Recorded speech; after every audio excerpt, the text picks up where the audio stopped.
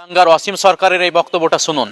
এটা আদি কোরআন ছিল, সে কোরআন বদরের যুদ্ধে পুড়ে ছাই হয়ে যায়, জেনে রাখুন।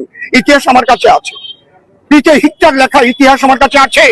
এবং তারপরে 27 জনের শয়তানের দল মিলে এই কোরআন লিখেছে এবং বারে বারে এই কোরআনের মধ্যে এমন এমন জিনিস ঢুকানো হয়েছে, বাচ্চাদের শেখানো হচ্ছে, এ মুসলমানগণ, অমুসলমানদের যেখানে পাইবে সেখানে বন্দী করিবে, নির্মম ভাবে হত্যা করিবে। কোরআনে লেখা আমার কাছে আছে। কোরআন কোন ধর্মগ্রন্থে, সে হিন্দু ধর্মই হোক, সে মুসলিম ধর্মই হোক, কোন ধর্মগ্রন্থে যদি এই জাতীয় কথা লেখা থাকে, আমি সে ধর্মগ্রন্থ ভরে প্রস্তাব করি।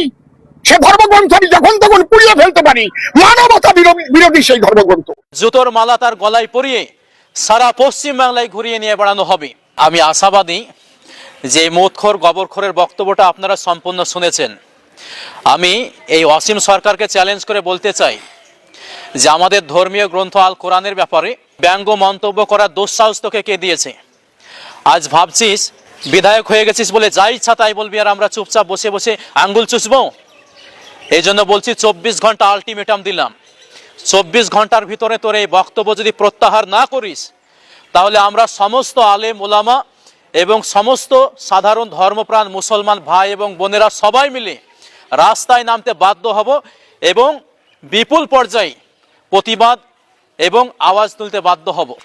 আমি ওকে চ্যালেঞ্জ করছি, ওর যদি বুকের পাটা থাকে, আর যদি সে বৈধ মায়ের সন্তান হয়, যদি অবৈধ এবং জারদ সন্তান না হয়, বুকের পাটা থাকলে আমার সঙ্গে ডিবেটে বসুক, দেখবো যে ওর মায়ের কখে যে দুধ খেয়েছে।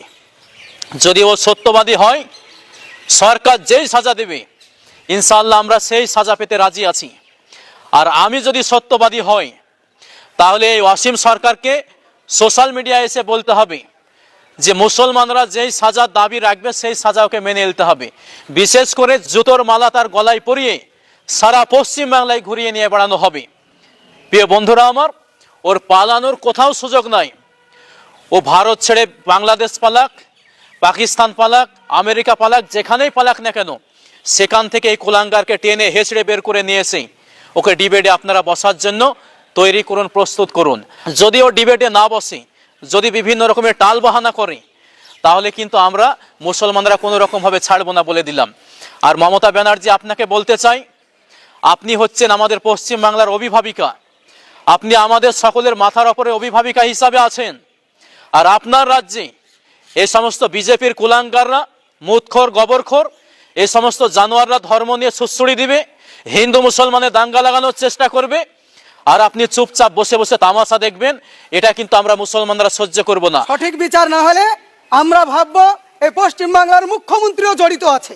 অবশ্যই আমাদের মাওলানা ইয়াসিন সাহেব যা বলেছেন, আমি ওনার সঙ্গে একমত যে আপনি মুখ্যমন্ত্রী হিসাবে এখন পর্যন্ত কোনো বিচার কেন হলো না, এখন পর্যন্ত অ্যারেস্ট কেন হলো না, এই সাহস কোথায় থেকে পেয়েছে? এটা কিন্তু উড়িষ্যা নয়, এটা বিহার নয়, এটা ইউপি নয়, এটা হচ্ছে পশ্চিম বাংলা। এখানে যদি মনে করে যে ইউপির মতো যা ইচ্ছা তাই বলবো আর আমরা পার পেয়ে যাব, খবরদার, খুব হুঁশিয়ার করে দিচ্ছি। বেশি পায়তারা করলে পিঠে চামড়াকে একেবারে বেদামি করে দেওয়া হবে বলে দিলাম। এই জন্য বলছি, অসীম সরকার, তুমি যেখানে থাকো না কেন, চ্যালেঞ্জ অ্যাকসেপ্ট করো, দেখবো তুমি কত বড় মায়ের বেটা। আর যদি চ্যালেঞ্জ অ্যাকসেপ্ট না করো, তাহলে সারা পশ্চিম বাংলায় যতগুলো থানা আছে, প্রত্যেকটা থানায় আমরা কিন্তু প্রশাসনের দ্বারস্থ হতে বাধ্য হব। প্রিয় বন্ধুরা, আপনারা বেশি বেশি করে ভিডিওটি শেয়ার করে দিন, যেন এই কুলাঙ্গারের কান পর্যন্ত আমাদের এই বক্তব্যটা চলে যায়।